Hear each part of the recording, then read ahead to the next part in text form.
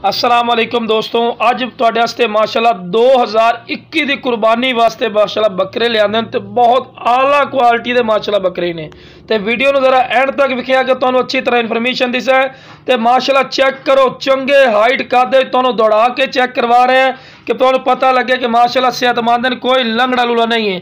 तो लो जनाब, हाइट कद भी माशाल्लाह चेक कर रहे हैं, चंगे हाइट कादे चिन जनाब। इन्हां दी ऊंचाई भी माशाल्लाह अच्छी खासी है और डबल हड्डी दे विच तुहानूं अच्छी तरह विखावांगे और बिल्कुल वाइट अख दे विच ए जनाब दोंदा पठोरा भी जिहड़ा तुसीं वेख रहे हो दोंदा है ते ए बिल्कुल खीरा बेटे पे। ते हाइट कद चेक करो, चंगे हाइट कद विच दुम बिल्कुल सीधी ते लंबे कन A+ क्वालिटी दे माशाल्लाह चीज़ां इन्हें पईयां।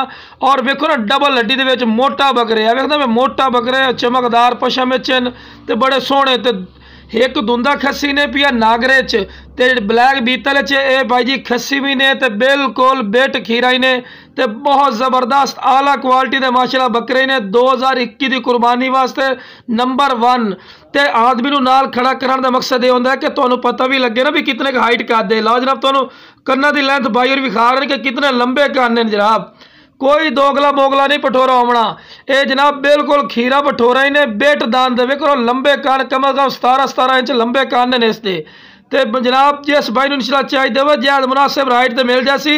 और बिग बकरा ने वेल में भी पूरा दोम सीधी A+ जिमें A+ आखदे ना उवें A+ बैठवें सिंह लंबे कन चमकदार पशम है, कान ही वेदे पर लंबे कन्ना दे विच ते जनाब डबल हड्डी दे विच बकरे ने माशाल्लाह बहुत आला क्वालिटी दी नस्ल है। इंशाल्लाह पहले कॉल कर सी